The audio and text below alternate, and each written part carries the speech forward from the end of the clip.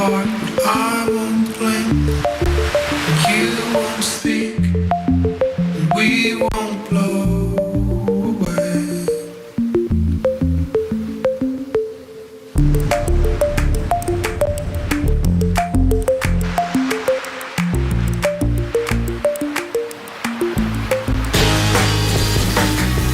Welcome back to the Quik Pro. We have the third round unfolding. That rain squall has finally ended. Ronnie Blakey with Pete Mel. And Pete, we have a great heat to call. The only man that's notched a 10-point ride in the Quik Pro so far is back out there in the lineup. Let's hope he does it again. That was exciting stuff from Italo Ferreira. And, of course, that rainstorm. Saw it coming. You're thinking, it's going to kind of go out to sea. We're not going to see it here. That thing came right at us and bullseyed us. So Italo's going to be up against Kaio Belli. Should be a fantastic clash.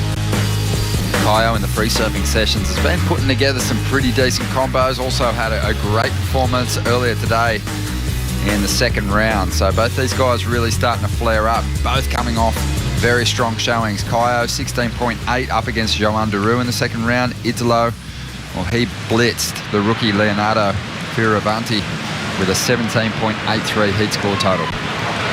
We'll see if the weather can hang here and keep these winds on the offshore. I mean, during that squall, it turned a bit more to the almost west and like started blowing up the face. Not the best wind out here for Snapper Rocks, but right now it's been pretty clean and offshore. This is the first wave of the heat during the break. And we talk about how strong and how good this kid is on his backhand. A lot of it is from his home break. I wouldn't say it's as good as Snapper Rocks, but it definitely has similarities. Sand bottom, very tight, convex wall. So he knows how to surf that type of wave. You can see there, and the backhand tube riding skills as he drains himself, slows him down just perfectly to the speed of the wave, plus comboed with a bunch of great maneuvers. And conditions are looking optimum once again. I mean, down that Little Marley section, these guys don't want to kick out. They can't kick out. It's just too fun looking. Italo has had so much experience in conditions like this at home, and he has just put together a number of major turns, but just his ability to really crouch down and get some barrels on the inside here. Have a look how compact he is. So hard to on your backhand to control your speed. You know, it's easy to stop and slow down, but it's hard to speed back up instantly. You know, on your toe edge, when you're front side, you can kind of start to wiggle your toes and wiggle your feet a little bit to get the board to kind of move through it. Backhand, not as easy, but good speed control there for Italo, and look at the score. Monster number for the goofy footer, 9.77. He looks more like a rapper than a surfer, Italo, but he is definitely comfortable out here at Snapper Rocks. And again, he gets right up into the excellent range. And what a way to start this exchange. Let's see how Kyle responds. I mean, it's really hard when you hear the first score come out from your competitor being near perfect. Here's Kyle, his response. Big, long float on that outside section. Oh, and he goes down. So he'll head back out. He has somehow retained priority. So that wave was so long that Kyle was able to get back out and get himself priority. Well, so interesting just looking at Italo's rookie season. He had such an amazing run, got himself right to the top end of the ratings into 17th position. Kaio Belli, he also was very strong. He got locked in a good little battle for the Rookie of the Year title, managed to hang on to it in the end. But Italo, I just want to focus on his results. Last year, he got to the Gold Coast, got knocked out in this round, but then had two back-to-back semi-finals, and that kept him at the top end of the ratings for a while. But he just had a shocker in the back half of the year, a big run of round 3 losses, and it kind of made you sort of question whether he'd be able to find the consistency again. It certainly seems like he has tapped into that rookie season form, and he's ready to give it a good nudge and possibly get himself in title contention. The way he surfed at every stop on the schedule in his rookie season sort of gave you the belief that he is capable of fetching big results at every single place on tour. And we do realize that pretty much these first 3 events are all pretty much on rights. So he's had to have a strong backhand, which he does. Here he goes again. So now looking for a backup to the 9.77. The surfer from Baía Formosa over there in Brazil. Just looking, well, he was looking really relaxed, and then he was too relaxed, took a fall just in transition trying to get to that inside. So he wasn't even going for major turns and he fell. It's always a shame. You're better off just standing still sometimes. I think one of the unique things to Italo's style, is he's got that innovation and progression on his backhand. You would say that a lot of guys will have kind of that progression on the forehand, but backhand, those big loops are much more challenging to pull on a consistent basis. Here goes Kyle Belly. And this guy has really worked hard to add some punch to his surfing in recent times. He's only 5'7", but packs plenty of power into his turns. And he's looking for the length through to the inside. It's amazing what these waves can do, Pete, when they catch up to one another. This one's not going to do it for him, but we've seen waves triple in size and really improve in quality as they hammer down the line. For sure. And you can see a lot of times they'll make the choice of doing that by, looking down the line, kind of foreseeing that it's going to do that through that inside section. One of the things I think that Kyle worked on when he came and graduated out of the QS was his flow. That was the full major adjustment that he did, and he used that on these high quality waves. It's easy because during those QS events, you're a lot of beach breaks that you have to do and compete well in. So you're generally kind of looking for, those pop, big air, kind of single maneuvers. Whereas the graduation to that championship tour, you got to have that flow on these big, long waves. And he did that with ease and then ended up winning Rookie of the Year. As you watch Italo here, that wind kind of turning again up the face. Yeah, getting relaxed. He was just trying to it seemed like he was placing his maneuvers there. Nothing major, just kind of setting up, but also didn't want to just stand there. So he was kind of trying to push the turns a little bit and push a little too hard on that one. He'll get that decent backup though. It's not going to be something to be proud of. It's a Lowe's backup score, but it will extend the lead. So 20 and a half minutes to go. And conditions just getting better every second. That rain squall just killed the wind, and now we're seeing that glass off happen. Well, Surfline's making predictions that we'll have some of that kind of weather happening through the weekend. Tomorrow, Saturday, we're supposed to have kind of that southerly flow, which is good, but then what happens on Sunday, Monday is we got some AM kind of variable, not really variable, but more easterly kind of weather, and with that come the showers and those squalls. Sometimes we'll see it kind of turn south, or maybe even go to that kind of really bad condition. So we'll have to watch how that goes. We will. Let's look back on Italo's performance earlier today in the second round. Looked like a completely different setup. Sun was shining, very nice conditions this morning, and Italo came to play against the rookie. Well, in these regions in the world, you've got these tropical things. This happens a lot. You'll get it moving through different weather patterns in a 12-hour period. Italo is giving it his all against Leo, knowing full well that Leo is going to give him a very consistent high heat total. It was kind of surprising to actually see Leo struggle a little bit to get bigger scores, because his first two appearances on the championship tour, he made it look pretty easy to get 8+ rides. Did a nice move there on that one, but reality in this event, he didn't quite get it. But that's the highlight of the entire event, is this, the 540 spin. That's really, it's all the way around. If you are going to be on a quarter pipe and you do that type of spin, any snowboarder, any skateboarder is going to claim that's 540. The board completely spinning all the way around 1.5 times. Amazing start from Italo. He's given us so many moments like that since he joined the elite ranks. Such a little trickster. Adding some extras on the inside. See how good he is on a switch foot? That really shows how talented he is from foot to foot.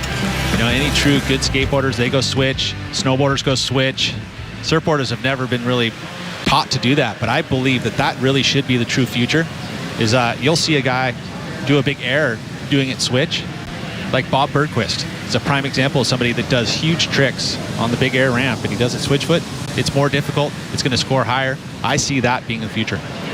Saw someone that was very handy at switch footing back in the day in the lineup yesterday, day before yesterday. Simon Law, former championship tour competitor, famously used to tackle huge second reef bombs at pipe, riding switchfoot. It is a challenge. I mean, and if you know that a surfer is regular foot and all of a sudden he does something goofy foot amazing, it should be rewarded because it is much harder to do. There is only a few surfers in the world that have really been accomplished both going forehand both ways, you know. And I remember a guy, Bobby Mack, there's a guy in Santa Cruz, Jeff Spencer, and I'm sure there's guys in the Gold Coast here. I mean, Jeff Clark rides Maverick switchfoot. I mean, he's regularly a goofy foot. And he'll take off on the huge waves going switchfoot, 30-foot surf. All right, we're just at the 17-minute mark here in Heat 5 of round 3. In the previous heat, we saw Joel Parkinson again putting up a huge heat score total, including a 9.67. And Parko is with Quik. Parko, great heat. Looked like that was a really enjoyable heat for you.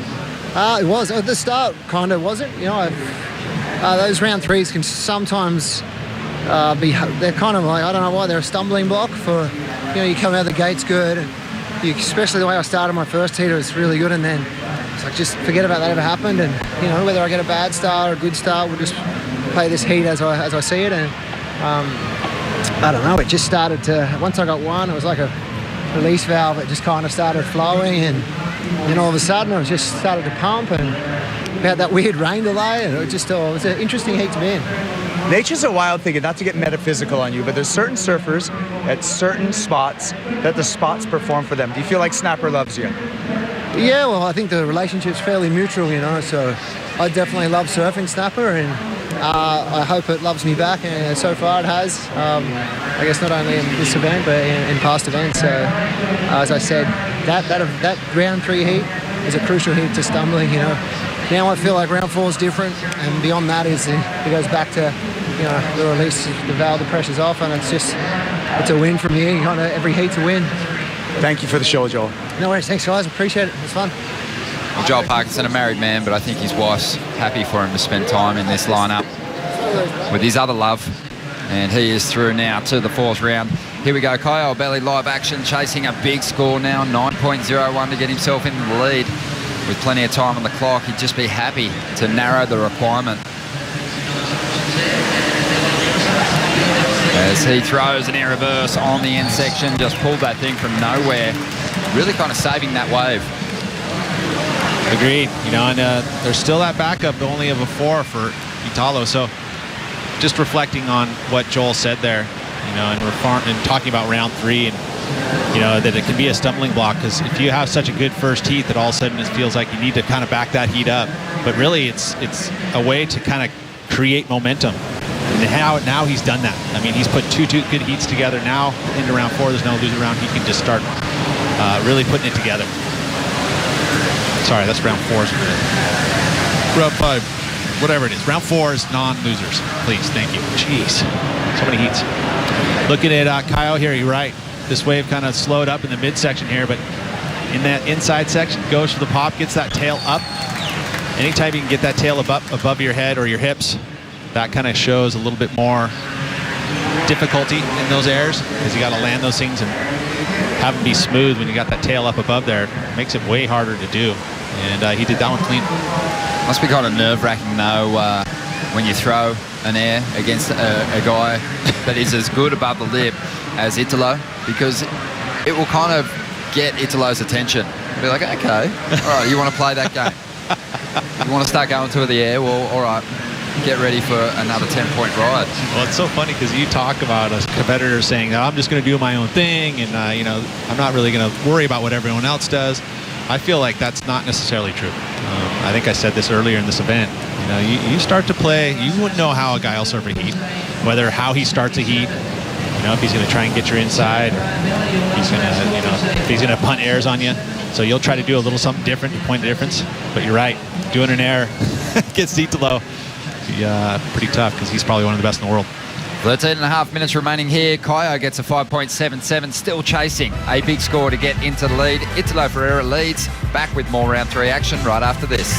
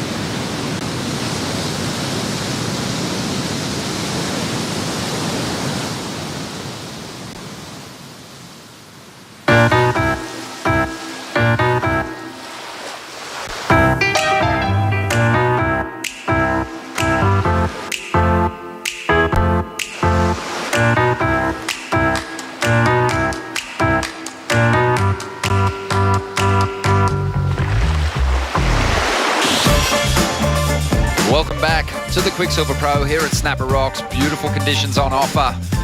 It's been pretty insane all day, actually. And Italo has been on a tear in this heat. Already has a heat score total of 13.77. Still has time to drop a 4-point ride and increase his lead. He's hanging on to a 9.77.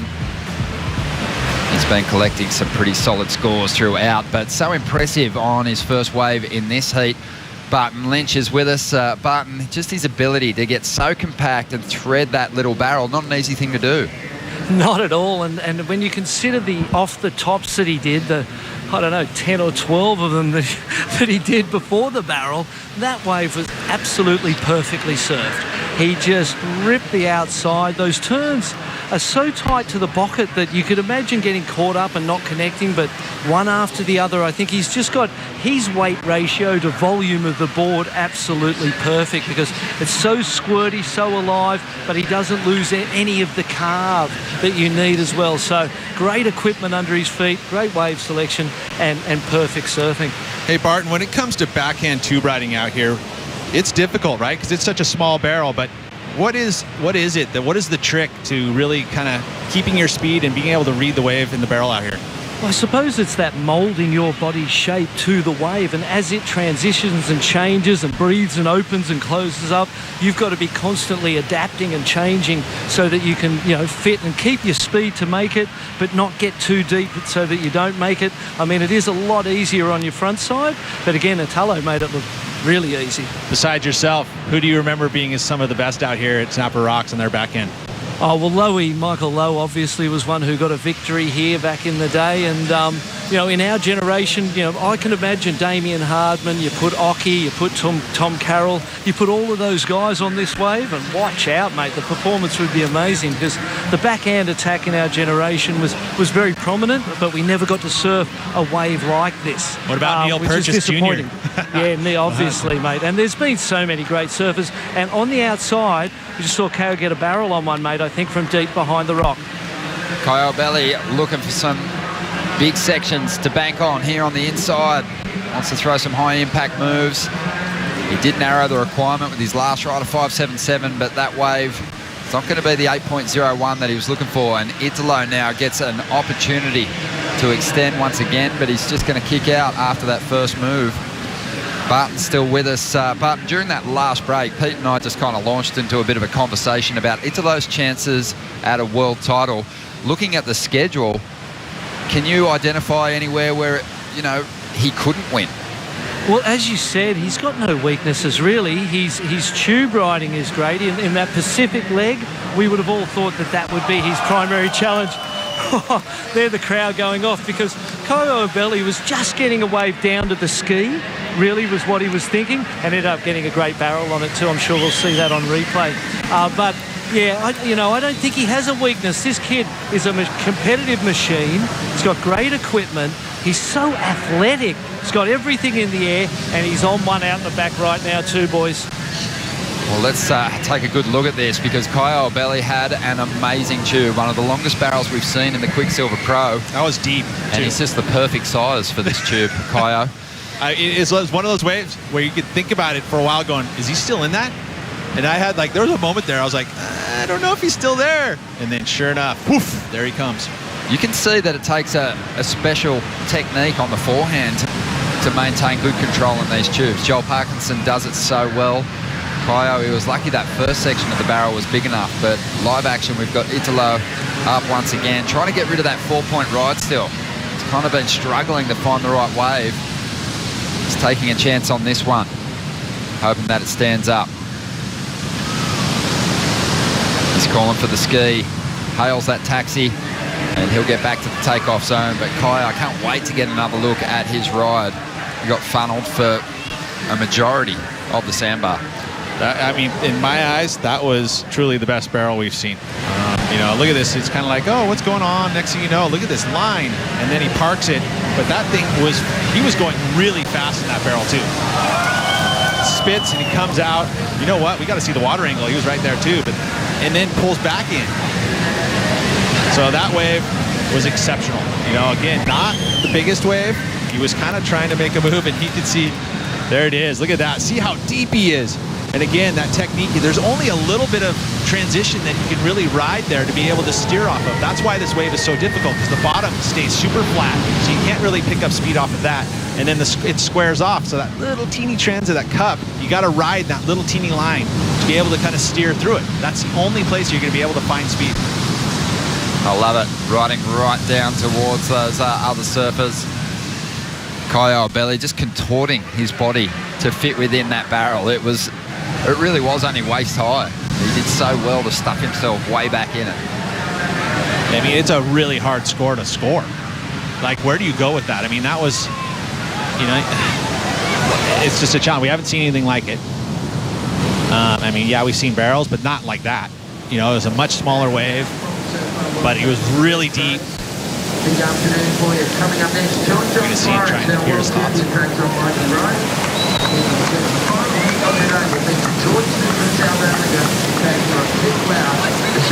The world champ looking focused for this third round. I can't wait to see Ronnie with that haircut. You think it's going to happen? You think Mikey's going to win this event? Ronnie's got to get through here, and if he gets through John, I say you better start warming up those clippers. The haircut was impressive last year, but it's gone to a whole new place. The tail has grown. He keeps it clean. He's probably brushing it. Oh, yeah. Mikey, don't ever change. He's got a mad program happening with that mop. It's going to be a good fight. Just the world champ up against the wild card coming up next, but they're still contemplating the score. Just under 5 minutes to go. Is that what's happening? Well, I thought the number might have dropped. And that's it? Only a 5.33? I think so. I can't remember another wave, or I think you might be right, actually. Here it comes now. All right, here starting to roll through. So he needs an 8.01. That took a long time. I think you're right. There was a lot to digest with that wave. He got extremely piped. It was nice and hollow. One of the deeper barrels that we've seen here. And here it is, 7.5 for Kyle Belly. So that puts him in striking distance. He's tripping. You think he's tripping? I think he'd be pretty happy with it. Well, no, I think he's tripping. I think that was excellent. Just, I mean, low end, maybe. Hey, I'm one of those judges. One judge gave it an 8. I think that was a flat 8. Was pretty good. Came in at just under. I thought that the second stage of the tube ride wasn't really all that impressive. I think the judges would have picked up on that watching the replay. I mean, the big part of it was that it was very far on the inside. I mean, in his eyes, he was just going, I'm just going to catch a wave to the inside and get the ski, like Barton said. And then all of a sudden, the thing just turned into a little mini freight train. There's probably some good comparisons to be made between the 977 and the 7.5. Italo got some great turns done on his wave as well. I mean, but the thing is, that thing was really fast. And to have him steer through it, that's not easy to do. And look at it, he just comes flying out, and a turn, too. That was cool. I like the turn. I mean, it wasn't an easy barrel. That's what I'm saying. I mean, it was difficult. He's not barreled here, though. No. But, I mean, I'll tell you, the first one was pretty drained. Really drained. I like the barrel and the carb. I think a 7.5 is appropriate. All right. And it gives him a great shot. You want to fight? 6.28. I would never fight you, Pete. You got hands like I don't know. They're huge. I mean, look, it's a half point, really. And, there's 5 judges on the panel, 3 7.5s, which the score averaged out at, a 7 and an 8. There's no doubt that Kaio's been fighting hard for his scores. I think he's milked the potential out of his waves. They've been a little bit smaller than Italo's. Italo's had a bit more face to work with, and as a result, he's hanging on to that 9.77. He's got priority here, Kyle Belly. Let's see what he can do. This is a bigger wall. Drives off the bottom, straight up into the lip. That wave flattened out a little bit, though. He got a little antsy because remember wave number 2 sometimes. He's really hanging back in this foam. Got to be careful. Very focused on what's happening out the back. This wave looks like it's going to fade away, and Italo is behind him. So Kaio, that wave won't help him, and Italo now wants to get rid of that 4-point ride. This whole set didn't look like it really had great scoring potential, but you're talking about he's just trying to better a 4. push that requirement a little higher. 1 minute and 30 seconds to go. And Italo kicks out on the inside. You would say he's done that. He's added maybe a point and a half to his total. So it's going to mean that Kaio is going to need, 7 plus. And only 1 minute and 20 to go. Pretty interesting heat. Really. Both these guys showing great form in the second round. But really, they just didn't get the opportunity on those bigger rides. They both got quality barrels. Italo had the best wave of the heat. And he's chipping away on this insider. A bit more face to work with here than the last ride. And he's just able to really flick that board up into the lip a number of times. While he's getting his board vertical, I don't know if the judges will be paying those turns as much, Pete. No, especially since it felt like that he wasn't really looking at it as an improvement to his score.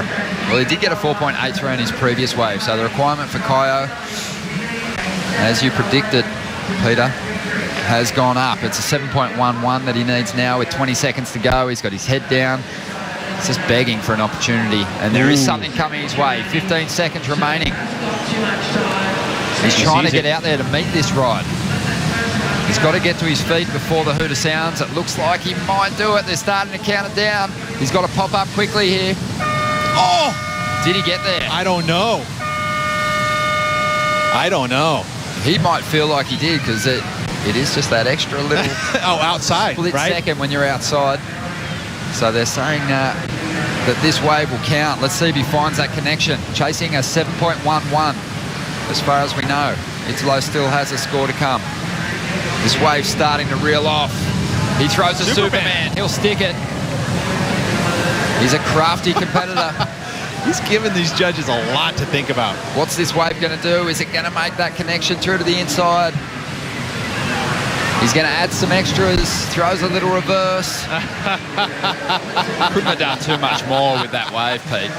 I am sorry, but I think that's super creative. It's cool. He literally made the judges work very hard for his scores. The laugh was evil. Mine or his? I don't think he's laughing. He's sweating because he needs a 7.11. Like you said, that was pretty creative. But I don't know. Were those turns big enough? Were the sections big enough?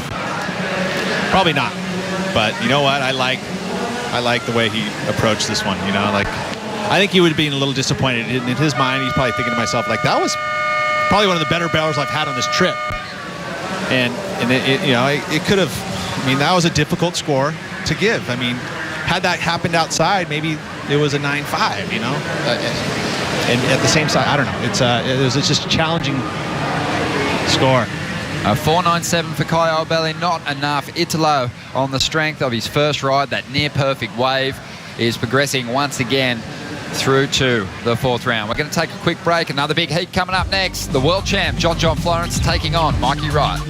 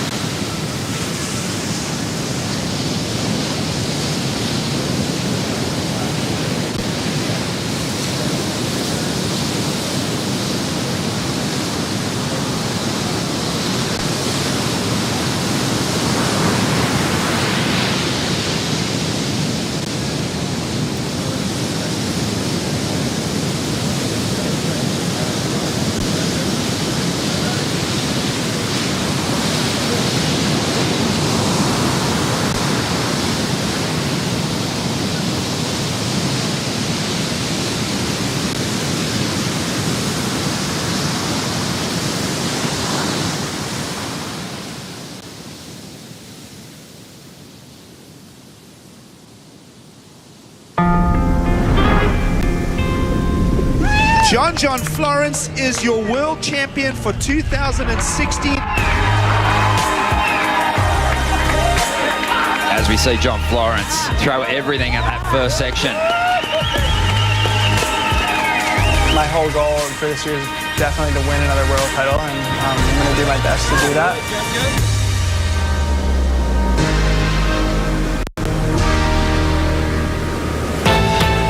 The world champ is out there in the lineup, and he has a big battle on his hands. He's up against Mikey Wright. You'd like his chances. He's been performing very well, but you just don't know what Mikey Wright could pull out. He has obviously a wild hairdo, but he also has some big turns. Ronnie Blakey with Pete Mel, and Pete, this is going to be a good show. Look how dreamy the conditions just turned. Light winds to close out the day. It's been pumping all day, Pete. Where you been? I'm in the moment. Well, But I mean, look what happened. We had a pretty wild Parco heat. As we see, John Florence straight out of the behind the rocks, right into it. Well, John looked totally aware of the danger Mikey Wright presents, didn't he, prior to this heat, Pete? He looked so focused before he paddled out. He had to be. You know, I think that always a wild card can be a dangerous one, especially to world champs. We've seen it in the past. And so John wanting to get that quick start, get that score on the board. Mikey Wright behind the rocks. Wow. Oh my. Oh my. What? Oh. Talk about dangerous wild cards. I can't wait for your mullet. That was the best wave we've seen behind the rock. For sure. That was a solid wave. Except for Parco's warm-up wave. Well, 2 days ago. Parco didn't have a jersey on when he caught that one. John Florence, he started off with a lot of speed, didn't he? Came hammering from deep out onto the open face, let go of a huge carve and hammered that ride down the line. Mikey, though, he got the big pit and also added the extras, grabbing that rail and digging in. Replays. Who's going to get the best of the exchange? I would say Mikey. I think you look at wow factor, you got to give it to Mikey. I mean, that was a pretty bigger barrel, outside, deep, to couple sections, and then the carve. I would say give it, a nod for sure. Not by much, but give the nod to Mikey. Advantage. Blue. Look again, behind the rock. Everyone watching on. Look how thick that one is. And then the next section, too, disappears again. So he comes to view and then comes out, and then that carve. I mean, how good was that carve, too? And all that magic happened in such a short space of time. Mikey was able to get back to the takeoff zone and get himself priority. So a huge advantage, and he does get the better of John Florence on the exchange. Richie Porter, the WSL head judge. We're going to check in with him once again. Rich, you mentioned that the big scores will come for those quality, more intense tubes behind the rock. Mikey Wright has tapped into one of those just now. Yeah, for sure. And, we've been seeing a few barrels down into Rainbow earlier. And even Kaya got the 7.5 in the last heat for a really nice, really well-shaped barrel. But what we've been waiting for has just happened. We had John get his one, and then Mikey backed it up straight behind with a thick, throaty barrel. And that's what I've been alluding to for the last few days, that's the real barrels that we're chasing, like that's full on, it's intense, it's grinding versus the lovely ones down in the valley. That's the difference, and that's why the score reflects. Well, now we'll really focus our attention on the backup scores for these two competitors. Who knows, they might drop these two rides before the end of this heat. Let's hope so. I mean, we're going to have another exciting heat. Mikey Wright had a bit of a shaky start in the first round. He cleaned it up in the second, got the win over Michelle Perez, and no mistakes to keep things off here. If you're still there listening in, if we can bring him back. But, I mean, did you see that panel that when you looked at Kaya's wave, I mean, it felt for me there was a challenging wave to score because we really hadn't seen anything like that. I'm not sure Rich is still there, mate. Darn it. But we'll try and get it. But John Florence, we didn't see the start of his ride before, but he got barreled. It is on the judges' replay for you. He did get tubed as well. Let off a nice combination of solid turns down the line. And really looking fired up, isn't he, Florence? Had a quarterfinal here, his best ever finish on the Gold Coast in 2016. Understands that a strong start can take you a long way towards a world title, obviously. But that was just a really well completed ride. Well, and you know, the fact that we didn't see that barrel kind of tells a little more of the story of that score, 7.57. So again, separated by about a point, which I think is good for a scale set. You know, watching that again. You can chip away at these waves all day long down the line, but those big major turns count for a lot. Mikey just made a big statement with that grab rail carve. It was a nice mix-up. Really drew that thing out. What a battle. Now it's gone quiet. And at this point, a lot of experience in John's corner. You know, Mikey Wright has been competing pretty much his whole life, but not full time. It's not like he's ultra focused on it. Well, both these guys were touted to do great things. They were both very strong junior surfers. Mikey Wright collected a number of great amateur titles here in Oz. He had a QS victory just around the corner at Duranbah a couple of years back. It was only a 1-star granted, but it was in the lead up to a CT event. So there was a number of championship tour competitors taking part in that contest. So Mikey's got a lot of competitive experience, and I think it's all starting to come back to him as he moves through the rounds of this contest. Well, that's that building of momentum. You know, like I said, if he were to get a win over John Florence in round 3, I seriously, I'm going to start putting the clippers. I'm going to plug them in and warm them up for him right over here on the side. I might even do the honors. I'll do it myself. The best part is that you claimed it. You're like, well, I'll get a mullet if he wins this one. Actually, Kaipo said to me when we were driving home, he said, look, that's not that outrageous that you said if he wins the event, you'll get the mullet. So what about if he makes the final? Oh, so now you're going to change it? You're going to go and give yourself... I'm going to give myself a better chance at that head. If he makes sure your the wife's final, loving that. I'll do it. She's cool. She won't mind. She's mellow. Oh, that's so good. She lets me go away for 8 months of the year. She probably won't even see it unless she flicks on the television.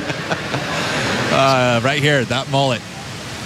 You know, it's not going to... It's almost mullet-esque. I mean, you got to go really short on the sides to really accentuate it. Hey, we're a long way. We've still got 20 minutes to go here. John Florence, he'd be well prepared. Ross Williams. Look, it says it right there. It's in writing. It's got to be true. Thanks, guys. Now you're held to it. I'm a man of my word. I'll stick to it. Just under 20 minutes to go here, and Mikey Wright has the lead. But John Florence, we've seen him fight back when surfers have logged bigger scores against him in the past. So don't count him out just yet. No, I'm not. Well, Barton Lynch still enjoying the show. BL, what a start to this heat. On paper, it looked fantastic. And we're just checking out the position of our surfers in the lineup. What do you make of it? Mate, I think that, you know, that opening exchange showed that those barrels right up near the rock are the ones. They were there early this morning, and they're still there now. And I'm surprised that Mikey is chosen to sit down where he is now, given the fact that he got, you know, quite possibly the best single tube of the day so far. I'd be getting straight back up into that position, looking for those big, deep, throaty ones, rather than hanging down the line, looking for the turns and then the inside tube down through the Marley section. I'm quite surprised by the positioning of both these guys. It could be that the current is so strong that it's hard to get back up there, but there hasn't been a set for a while. They've just chosen to sit where they are. When you know, you go deep, you're going to get those big throaty ones, and when you're against the world champ, you need a point of difference. He established that point of difference right at the start of this heat. I'd be looking to sort of do that all over again. Well, you go back to the round 2 performance Mikey Wright had against Michel Perez, and maybe he's just a little fearful of leaving his rival on the inside, because if you think back to that heat in the final stages, Mikey had priority. He couldn't get into a wave. Michel almost got the score to turn it in the final stages, so maybe he's just hanging on to a bit of a bad memory there. Well, it'd be interesting, because you'd think John got that wave too, probably in the same position up against the rock there, and, you know, not making that move in a way, kind of baiting Mikey Wright into staying down the way a bit, and then, you know, as soon as he gets his wave, he'll paddle back up there. I wouldn't be surprised. That Ross Williams, he's pretty crafty. He knows a few tricks. And great to see Mikey, if that is the case, and he's figuring that by sitting where his opponent is, he's closing that opportunity for luck to influence it. He can manage what John gets or doesn't get. Great to see the young man who's here. You know, he's maybe one of the only guys that has that wild, crazy edge to him that could match John's wild, crazy edge. And great to see him using some strategy as well as a young man to sort of manage the heat. Really glad you're here, Barton, because you know exactly what it's like to come back in the first event of a new season as world champion and face some lower seeds. What are the feelings that you experience? Do you feel more confident? Do you feel comfortable? Or is that extra spotlight just shining a little brighter and adding that pressure? I mean, personally, I was just so stoked I won one. I wasn't really even thinking about it. I was so excited and so stoked.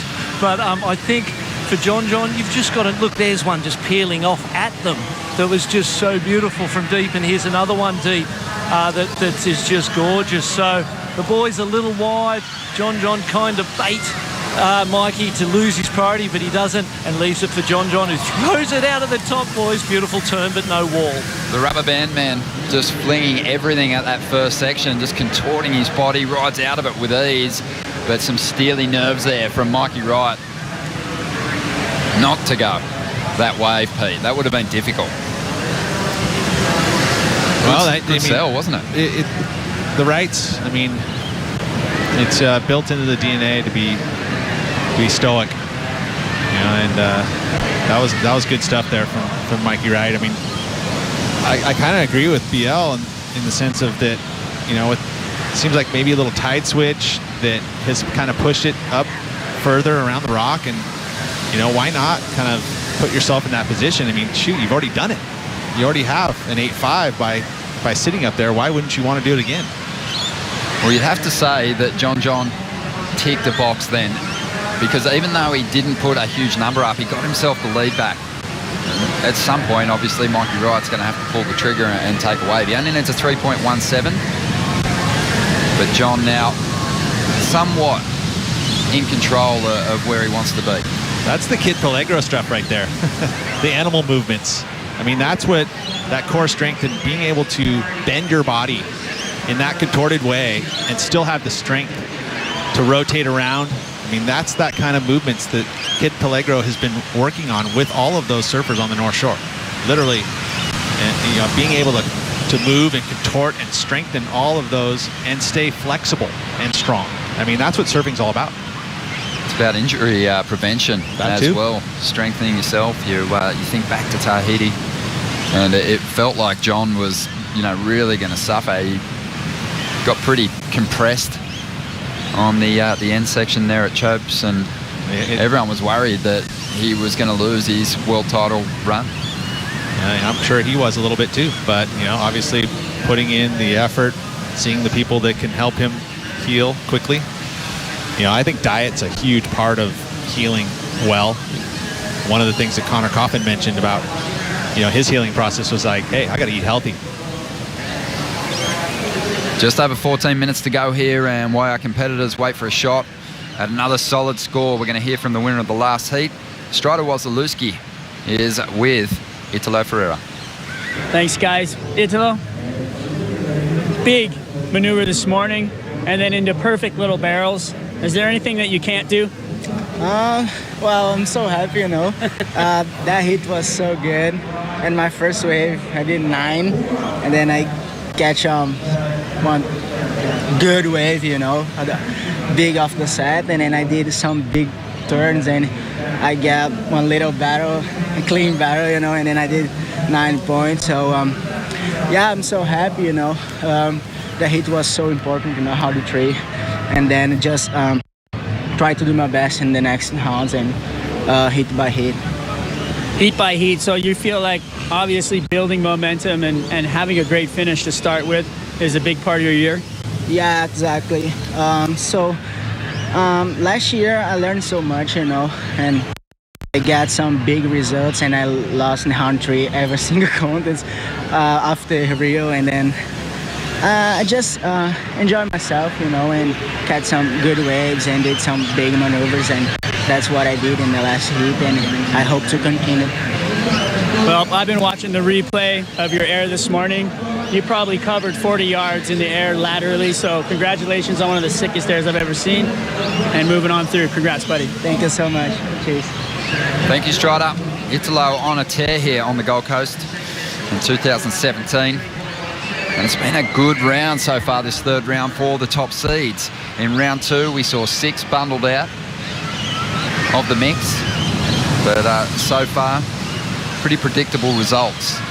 John Florence under pressure at the moment. Mikey Wright using priority here. Looking to back up that 8.5 opener, and he waited a long time for that wave. Maybe the pressure of coming up against the champ getting to him there. He went down. Yeah, that little stuff with the nose, although he might get a rebate. Well, John let this wave go. Let's see what Mikey can do. So just a smooth cutback to get started. Hasn't really dug in just yet. Now starting to line up this inside bowl. Falling out of the lip, setting up the barrel, finding a bit of cover. Not particularly deep though. He only needs a 3.17 to get himself into the lead. And he's just chipping away at this one. Probably at this stage hoping just to really back up that first score and get himself into the lead, just to get that rotation happening. I don't think it's going to be a monster number, but it'll definitely get him that 3.17, Pete. And it's going to make John have to work for his next score. It's not going to be, it's going to be something around probably in that good range.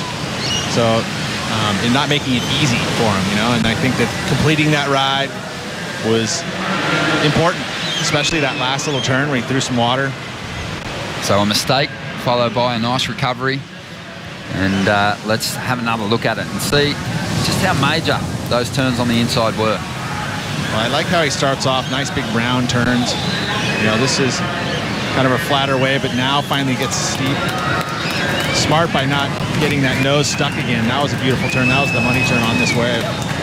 Here, unfortunately, didn't disappear from view, so that's not really going to be a barrel, but then finishing with this last turn here. Got the ski waiting for him, but this last turn. This last turn? No, this last turn. Oh, man. There it is. But that's going to be important, I think, right now, because it's going to give him the lead, like I said, and now John's going to need something in that good range, most likely. So he betted John on the opening exchange. John got the lead back with a 4.1, and it looks like Mikey Wright is going to bet that John's back up. So he's going to put some separation there. He's collecting the extra points. A 5.67 for Wright, and Florence now looking for a 6.61. So now look at Mikey. Plotted himself right behind the rock. He doesn't have priority, but I mean, if a wave were to come in that zone and he gets barreled, and doggy door straight, and then John takes off, I mean, you still are going to be allowed to get the score that he rides as long as he doesn't interfere with John. So I like this move here because he's putting himself in an opportunity to maybe pick up a wave without priority, and it could be a really good one. Let's get some eyes on Ross Williams. Where's he at? Oh, he knows better. He's probably down. Green out. But I just wonder sometimes, John seems to be one of these guys who once he's in the lineup and in the jersey, he kind of takes control of the situation these days. Some surfers, they really rely on their coach for their coach to motion where they should go in the lineup. I think Felipe's got that relationship with his father. He's always pointing out where he should be. But John, he seems to have his eyes fixed on the horizon, waiting for the next set to roll in. For sure. Yeah, no, knowing Ross and knowing John, the work's done, right? Now it's just go out and perform and have a good time. This is a fantastic heat. Just over 8 minutes remaining. Mikey Wright in the lead. John Florence is chasing a 6.61. Set waves approaching. Florence has priority. Mikey's deep behind the rock though, and having a look at this one. And he is going to tuck in here. He's super deep. Don't think he's going to find the exit. John uses his priority. Takes right away. And he's going to take to the air. A huge air reverse. Can't quite ride out of it. Just under 8 minutes to go here. And now Mikey Wright's going to get priority. John might get a second chance. He's swinging on this insider. Takes off in the foam. Let's see if he can get himself the lead. So a lot of second chances for both competitors with these last rides. One of the best barrel riders ever. Looks for the tube, doesn't really find too much cover, but is going to get some opportunity to score well down the line here. Some big turns already thrown down and always mixing it up. Here he goes, pop, and just gets a little tangled up. That transition, very difficult to ride down backwards, and John goes down. You see the technique there he's trying to do is actually pop and land on the roof and kind of rotate out on top of it, so that's the transition rather than landing out in the flats. I mean, he didn't get that opportunity to kind of put himself out in front of the lip to land in the flats, which we've seen him do hundreds of times. That one was a section where he had to kind of pop it and land on top and then rotate out of it. So he saw it all unfolding. I don't know if that's going to be enough.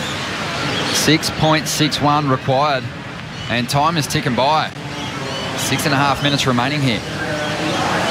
Well, and this is an important priority for Mikey Wright.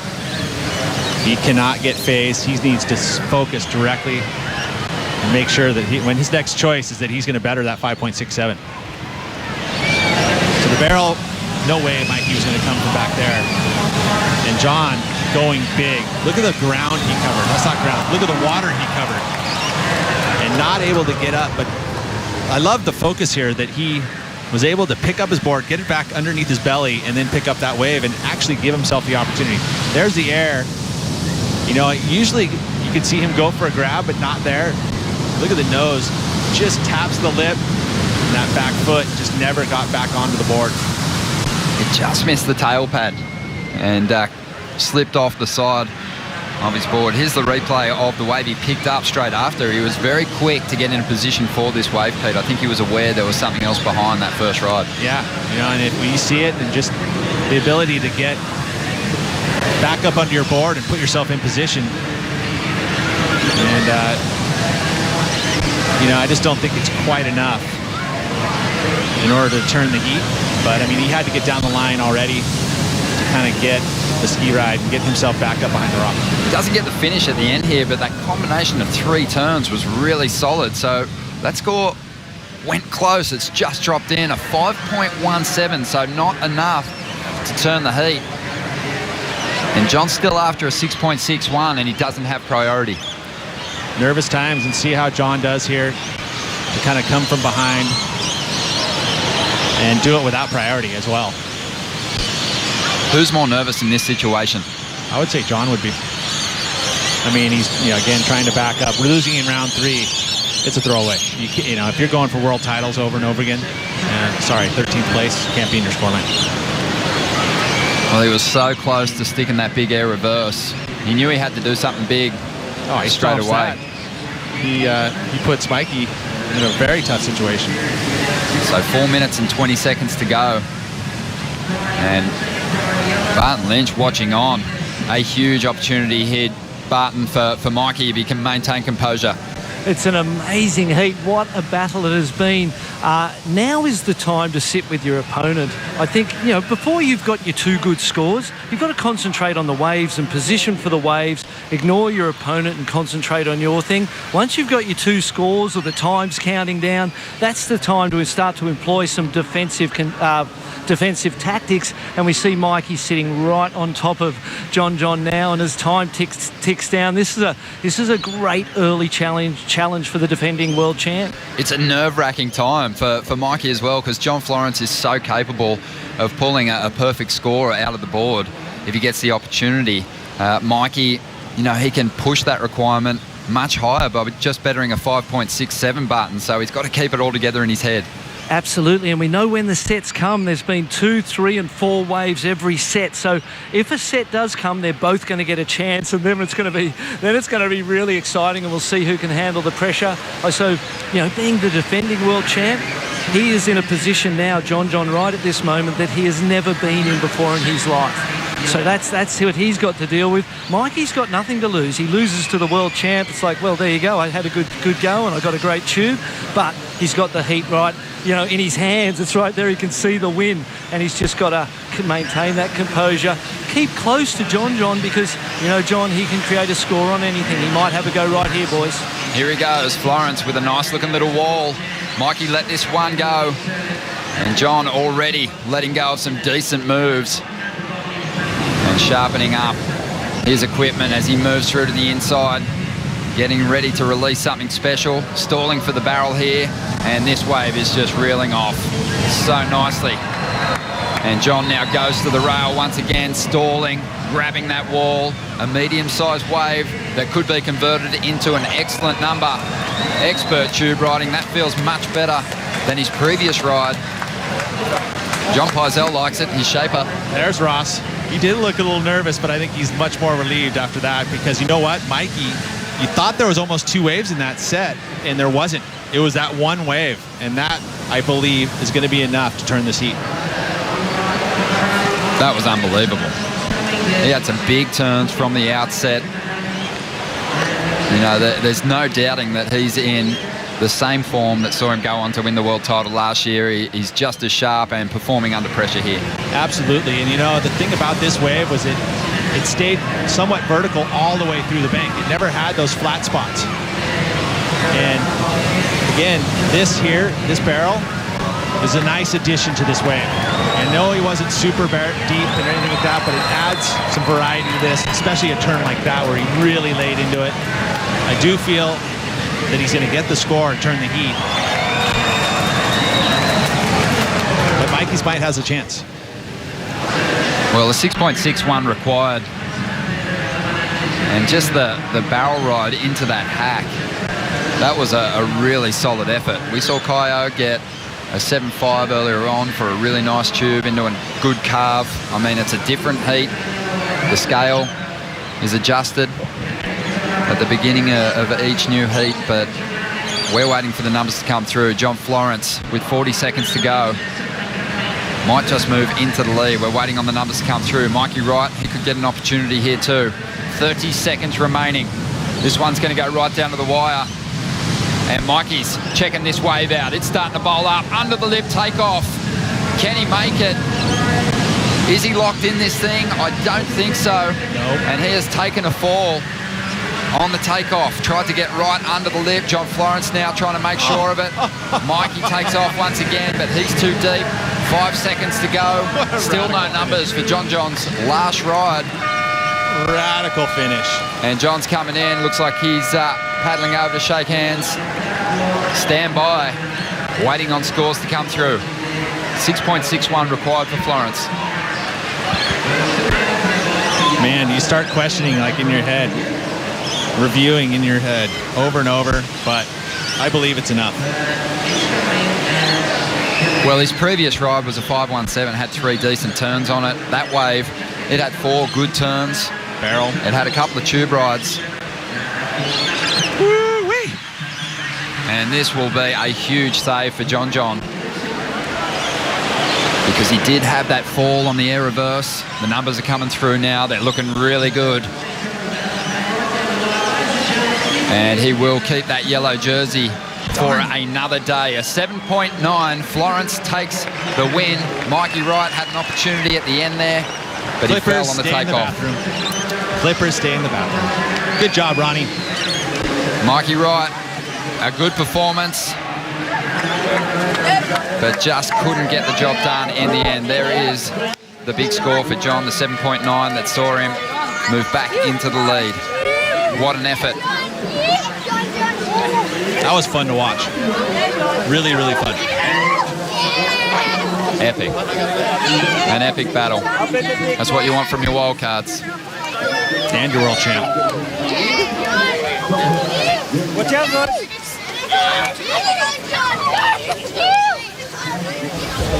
John Florence keeps his dreams alive of a big start here on the Gold Coast. When we return, one more heat. It's Geordie Smith up against Zeke Lau. We'll bring in Joe Tapel and Martin Potter to keep the conversation alive.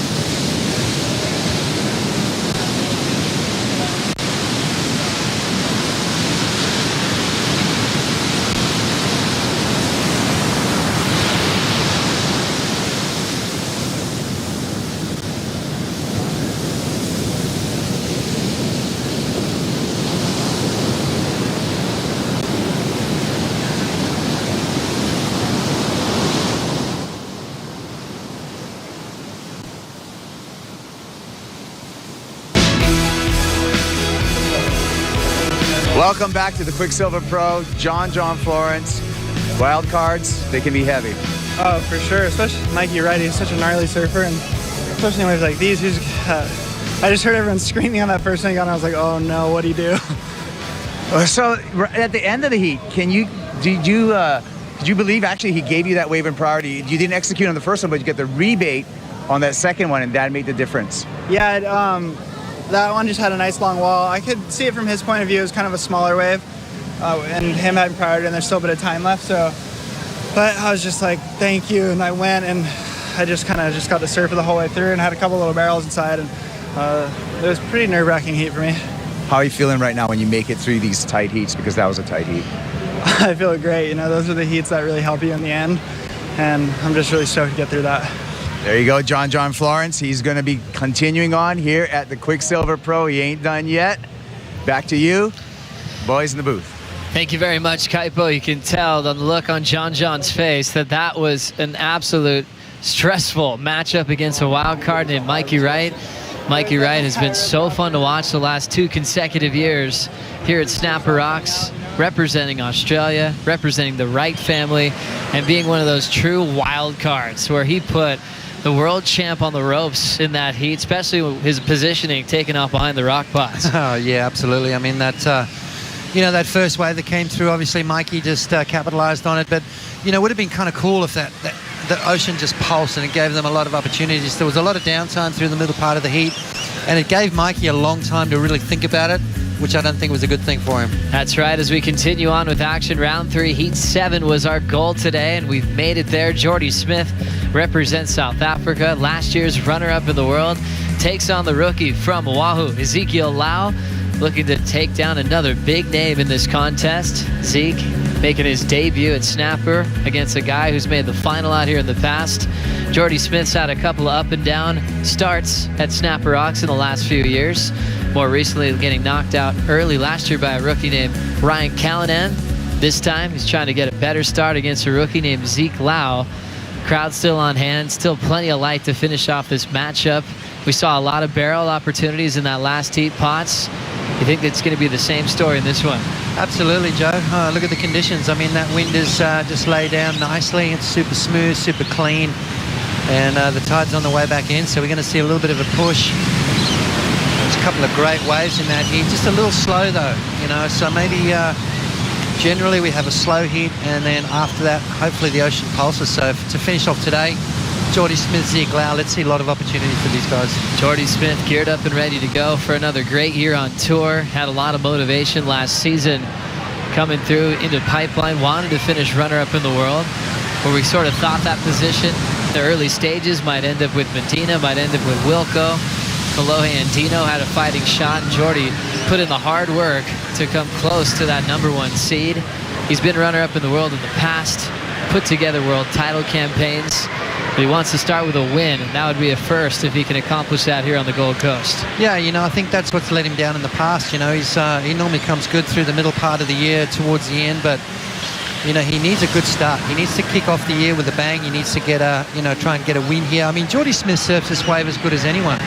Here we go. Big solid wave out the back behind the rock. Jordy up and running. Jordy man's position in the lineup, packs this section super deep, comes flying out. Big rooftop float. Right in transition into a little wrapping turn. Great start for the South African. And now just fading. A couple of big hooks, setting up this inside track. Jordy Smith controlling the start of the heat, sitting deep behind the rock. Now jams it on the inside, almost lost his footing, but slams on the brakes and sits in the barrel through the inside corner. Another big forehand hook. Smith's looking for more on the inside, goes for the Superman, stomps it into a reverse to combo up the inside corner. Wow. What an entertaining wave to watch right there. What didn't he do on the wave? That's what you got to ask yourself. Barrels, hacks, carves, airs, variety, Superman, with speed, power, and flow. He hasn't brought that air out in a long time, too. No, it's been a while, hasn't it? I think Kaya Belly kind of spurred him on. Yeah. Kaya just threw everything in that last wave in his heat against Idlo Ferreira, but he's got a lot of variety, Jordy Smith. He's got a lot of airs on lock, and he doesn't necessarily pull them out all the time, does he? Exactly. Now saving that for when he needs it the most. And talk about taking over all the air out of this heat. Get everyone on their feet through that finishing inside corner. Acting like a seasoned vet, controlling that positioning out the back. Now Zeke Lau is going to dig deep to answer back. After Jordy finished that inside corner, this is what Zeke did up the point here. Wow, Zeke Lau flying through that section there, just clamping a little bit. That wave not staying wide open, unfortunately, for Zeke Lau. And this is Jordy. Jordy Smith, double grab, slides into that one, comes out beautifully.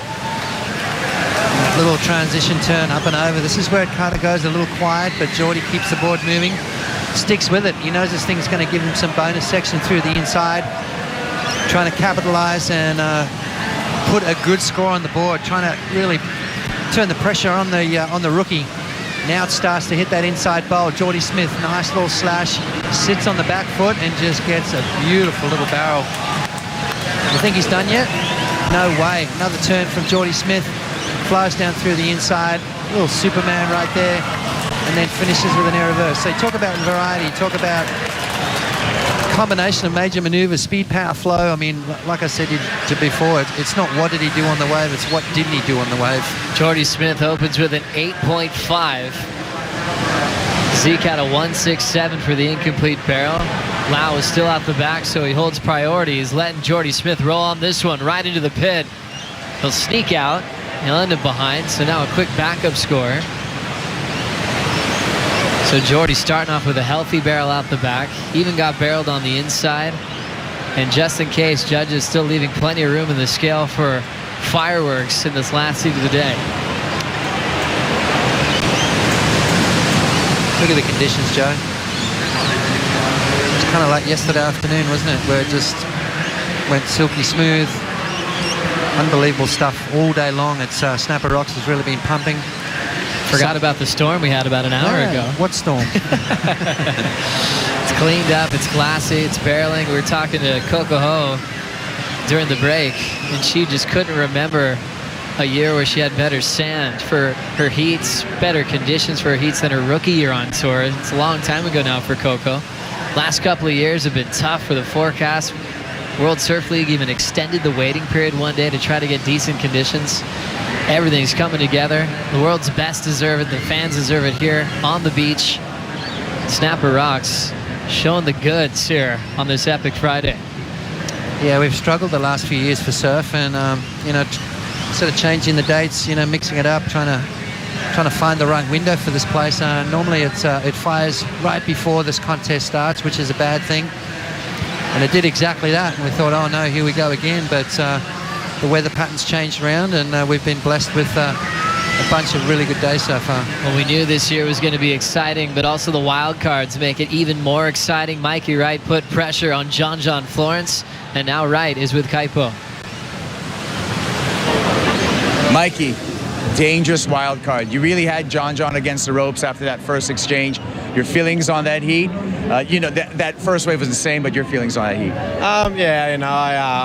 John's a really good surfer, and I had to surf to my best of my ability, and I kind of fell on that last wave. I knew I needed a good one, and I kind of seen some sets coming, so I pushed out the back, but just put a pull underneath the lip quick enough, but I was pretty happy to get that one good one at the start, and I would have liked to have gotten like two good ones, but that happens. You know what, though? You're making a name for yourself. We're loving the surfing. Your future, your competitive future. Can you give us some insight? This year I'm going to be doing the whole qualifying series, and by the end of this year, hopefully be on tour for next year, and if not, keep going until I am. Love it. I would love to see 3 Wrights on the tour, and it can happen. Mikey Wright, great job out there. Joe, Potts, back to you guys. Thank you, Kaipo. You could tell the serious look on the wild card's face. Mikey Wright was here to win the whole thing. Has a lot of support here on Australia, and we love that he's putting his goal out there. Kaipo putting the question out to him sometimes. It's a hidden goal that they like to keep to themselves. Mikey's making it clear that he wants to be a part of the top 34 full time. Well, he's watching Big Bro and Sis, doing the thing on the tour, and it kind of looks fun, doesn't it? It looks great. Tyler Wright winning world titles. Owen's back, surfing incredibly well, so he's fired up. Zeke Lau, let's have a look and see what he's got up and over that foam ball, comes out, very tricky barrel, and then into that beautiful wrapping turn. Nice, clean rail work from Zeke Lau. Unfortunately, that was kind of all she rode on this wave. It sort of really didn't connect on that inside. And Zeke Lau, well, a 1.67 on his first wave, trying to get something on the scoreboard and try and match that 8.50 from Geordie Smith. Good start to the wave, Joe, but as I said, you know, you need that little inside section just to capitalize on the score. I'm with you, Potts. So you can tell he's in form. He's fired up. Just the inside corner didn't give him much. Still packed that one nice and deep behind Zeke's wave.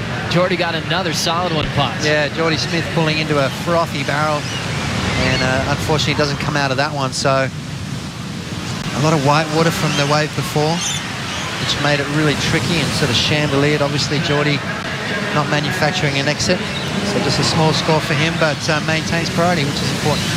Geordie Smith last season, we mentioned getting runner-up in the world. A lot of that was due to a solid run down at Bells Beach to make the final. Another venue like Snapper, where we've just been wanting to give Geordie a bell ever since he started performing out there. He seems like one of the better modern-day era Bells Beach surfers, especially for what he does in the bowl, with a lot of power, a lot of progression, and almost went all the way. Ended up runner-up to Matt Wilkinson, but had a good flow going in that one. He ended up winning lower trestles for the second time in his career over Joel Parkinson, which is turning into his pet event on tour. Yeah, I mean, you know, you want to just throw the bell at Geordie for sure. I mean, some of the best surfing I think I've ever seen in the Bells Bowl was from Geordie Smith, but you know, you've got to go all the way. You've got to keep that run going through the finals against Matty Wilco, 6 to 8 foot Bells Beach. You would have really thought Geordie was going to walk away with that, but it was Matty Wilco's day. Geordie's had some injury spots over the years, even in the middle of a world title race, where he hurt himself over in Tahiti, hurt his ribs. Heard you screaming in the channel because Travis Logie was in that heat and they made a mistake by stopping the heat. And you let everyone know about that because you had to. Yep. Ended up having a resurf at the end of the day. And Geordie was surfing through a lot of pain. That was a tough midway point of the year for Smith because that was a real solid run at a world title. Recovered from that, recovered from injuries more recently with his back, where we saw him limping into Jeffreys Bay. So we're just happy that we see a healthy Geordie Smith kicking off this heat with an 8.5. Yeah, you know, and I think this is where the world title run starts. You know, you talk about, you know, you heard Barton Lynch talk about it earlier today. You know, very, very important to get that first win under your belt. You know, it just gives you so much more confidence moving forward. I know from experience, you know, winning the first event on tour, it feels like everyone's trying to catch you, and you've got the wind in your sails. You know, it's that confidence levels up, and you know you're sort of doing everything right. In a sense, you feel like the judges are in your corner because they're liking what they're seeing and rewarding you the scores. Well, speaking of score spots, we know Geordie had that long wave with the barrel out the back, barrel on the inside, couple of variety of turns to finish, 8.5. Zeke Lau didn't get the same line through the inside corner, was nice and deep on his barrel, and he's in the game with a 7.0. Yeah, absolutely. You know, only looking for a 4.34, so we've seen how important it is in that last heat with Mikey Wright. Mikey started with an 8.5. Unfortunately, didn't back it up, so you're only as good as your backup, and it's super important. Here goes Zeke now. Zeke Lau representing Hawaii on tour. Searing top turn carve to kick this one off. Frames that next one right in the pocket. Fades on the open face for a solid rebound. Another wrapping turn as Geordie gets started out the back. All doing filler moves as they're both hoping for a solid inside track. Pulling in is Zeke Lau. Sitting on the foam ball, and looks like Zeke goes down. Now Geordie heading to that same part of the sandbank. Sets up a powerful tail slide, recovers. Hits it through the lip again with that slide. Tries back and wraps it. Less than a foot on the face. Geordie kicks out. He's looking good, isn't he? You know, just those little turns on the inside. I mean, if there was any kind of issues with his back or his body, you know, you would tell by those little small turns on that really tight transition. But he looks fit. He looks loose. Everything's looking good. So Geordie Smith backing up that 8.50, and that's exactly what you got to do. Unfortunate for Zeke Lau, just a little mistake on the inside. He was on his way to a good score as well. Loving this matchup on paper. Zeke Lau, a rookie, but he's coming in so well prepared. We see this last exchange again, starting with Jordy's wave. Yeah, Jordy Smith. I mean, talk about power, talk about precision.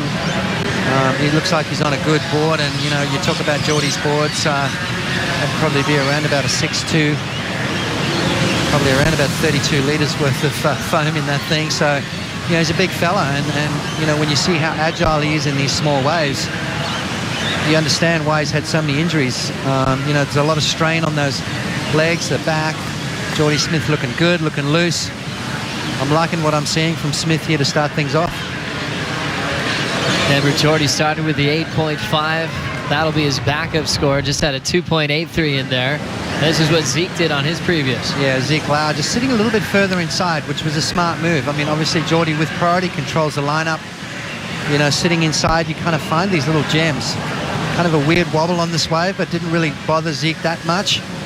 And just started tagging it all the way through. He's really on his way to a good score here.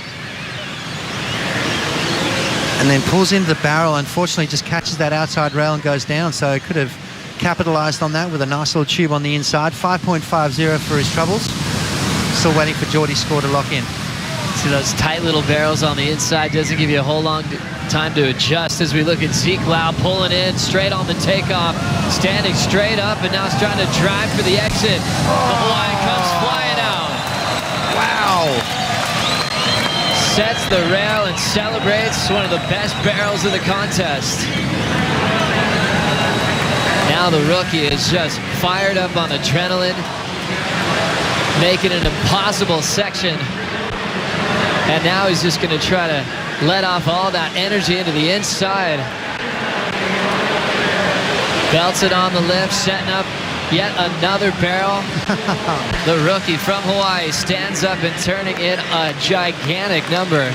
And a huge answer to Jordy Smith with 10:30 to go. All right, I've seen enough. Okay, can I just like pack up and go home now? I think I've been tortured enough today. And that was just the cherry on the top right there for me. Unbelievable for the rookie. Last wave for Smith, a 6.93, had the lead, had the momentum.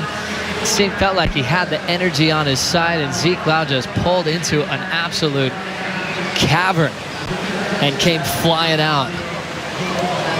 Sometimes our sport can be quite cruel, can't it, Joe? I mean, Jordy's done everything right so far, and look at that score dropping for Zeke Lau. Let's have a look.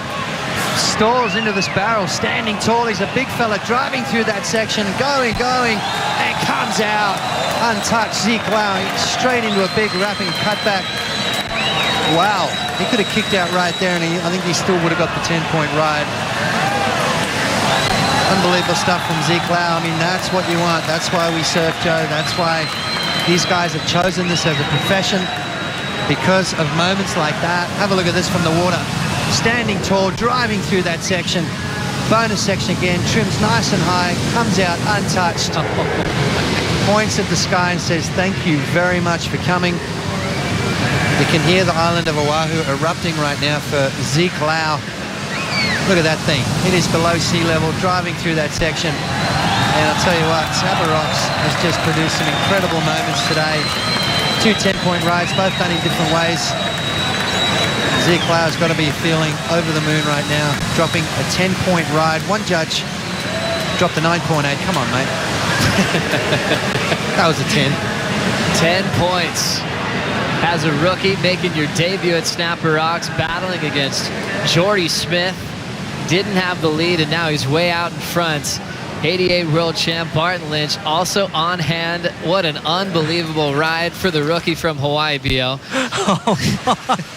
Tortured is the word. What a day of waves we have had here. The highlight reel for this event is already made.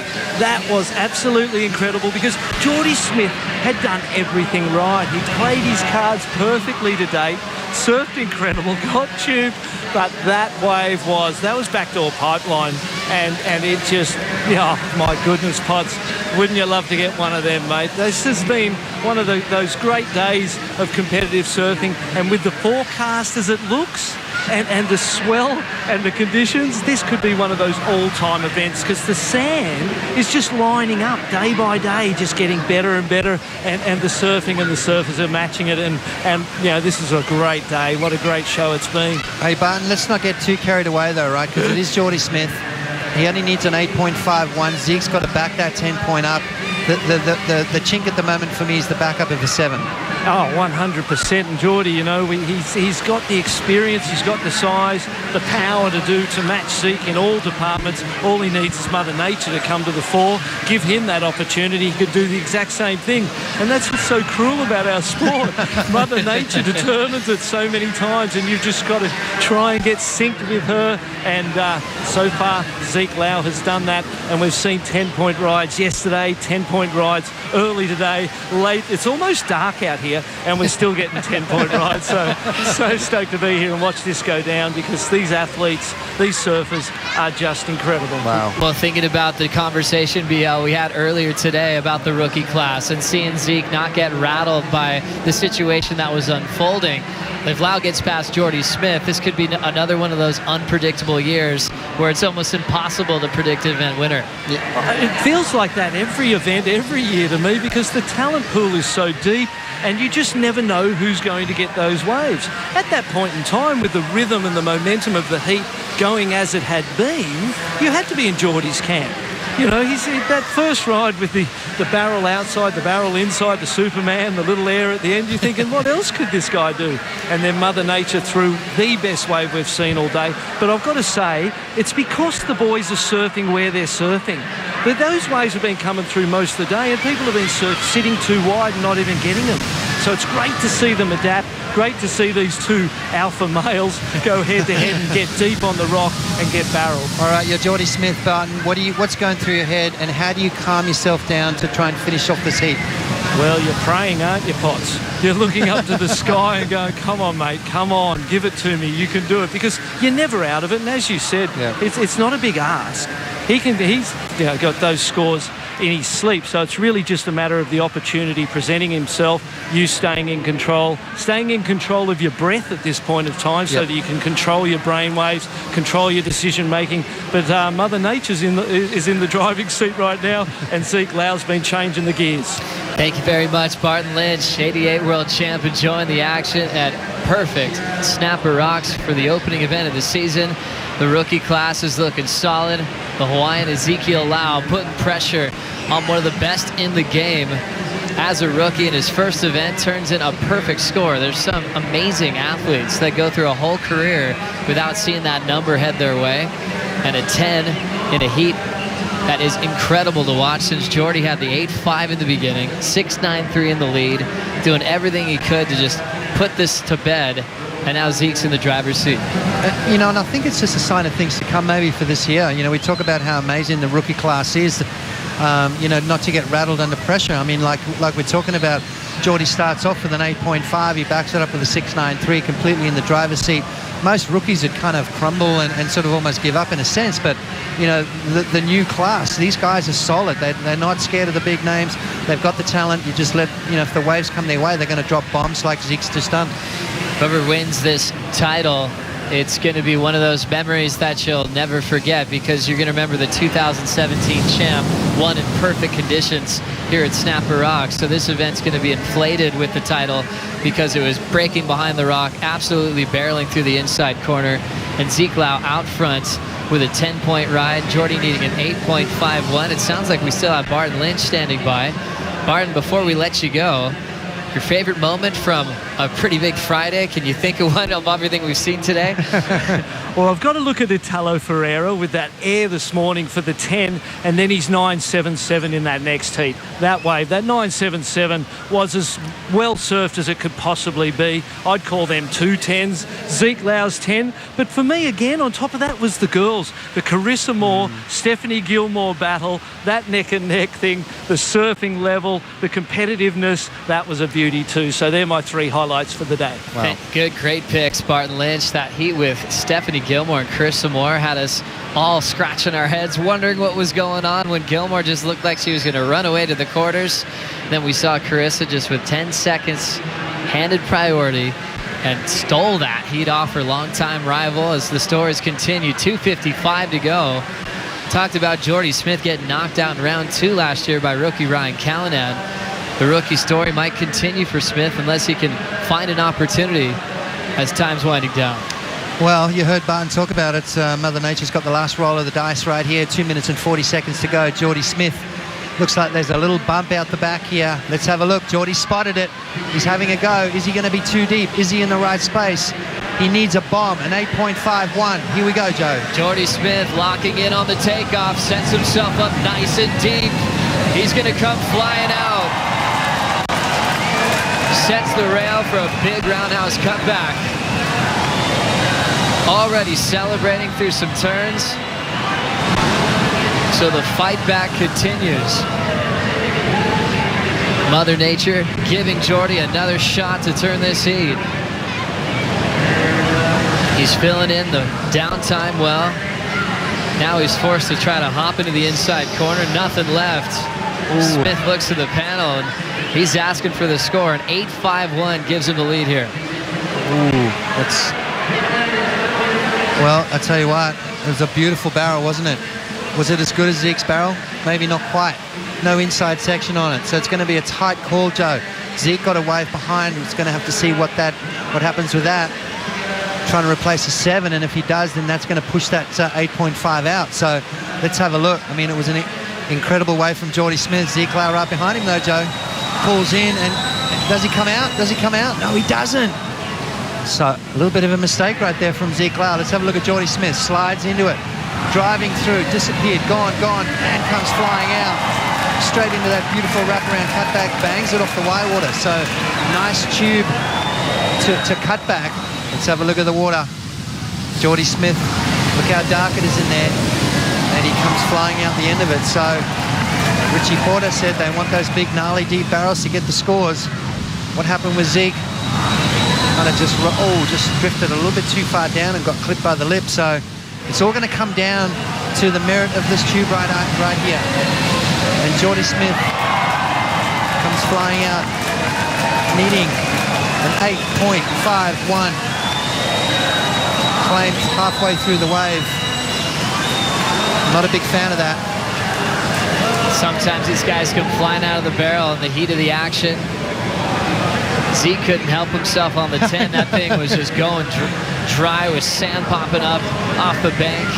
Do you feel like? Yep. Do we feel like Jordy needed that inside section just to really stamp that 8.51?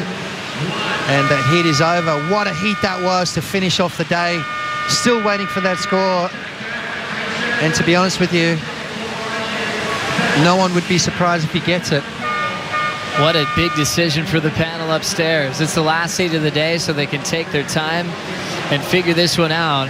They've got a few replays to look over to make that final decision. Zeke Lau has the 17-point total. His low score was a 7. Yeah, and I think that was the chink right there. You know, if Zeke had maybe come out of that last wave and maybe got a 7.5 even, it would have pushed that out to a 9. And then we would have really been asking the question, what an amazing day of surfing. This is Zeke Lau's 10, standing tall, driving. A little bit longer, a little bit deeper. Claimed that one as well. It is one of the best feelings in the world. Both barrels, pretty hard you to couldn't help it, yeah. but just put your hands up. Yeah, exactly right. But you can see the difference, both really deep. You can see Zeke's probably a bit deeper, a bit wider of a cavern, and he had a bonus inside barrel on the inside that he made it out of. But Jordy set himself up deep. It's a fair answer back. Is it going to be enough to turn it? We've already run out of time, and now judges making a decision. It's an 8.80. Jordy Smith survives on the last wave and takes out Zeke Lau even with a perfect 10. Jordy just getting a message now. We've seen him react like that when he's won major events on the CT. You know how hard fought that was to get that score, to get back into the lead when it mattered the most. And it's only round 3. My goodness. What's going to happen later on? I've already lost all my hair. I'm going to chew my nails down to the bone. What a day of surfing that was, Joe. You think about the last two surfers that didn't make their heats, from Mikey Wright's performance, putting pressure on John, from Zeke Lau, the rookie, getting a 10-point ride to bring everyone up to their feet on the beach here at Snapper Rocks. We were really gifted with this swell and talented athletes. This is why we couldn't wait to get this one started. And now Jordy Smith can be proud of that win, a 17.3 combined total. Did Supermans on his first wave, got double barrels, but that last barrel meant the most for him to come back to victory, Potts. Yeah, you know, you've got to take your hat off to Jordy. He's stuck in the game. You know, he just, you know, didn't really try and catch and manufacture it. He waited for the wave. He knew he needed something special. The wave came. He got deep. He came out and finished off that wave. So, yeah, you can see how much that meant to Jordy Smith. That was a super important heat, you know, not just for this event, but in the scheme of things. You know, you look at the bigger picture. Jordy Smith moves through to round number 4. And I'll tell you what, he's a happy camper right now. Pretty impressive to see what Jordy Smith just came through with, as we are getting ready to show you a whole surf movie of a highlight reel on the WSL Post Show, which is coming up next. Joe Turpel with Martin Potter, Strider Wasilewski will join us on set to go through another massive day for the Quicksilver and Roxy Pro. Talk about all the major upsets, but we don't even know how to define an upset anymore these days. We'll have Potts and Strider on the debates. We'll take a quick break when we return.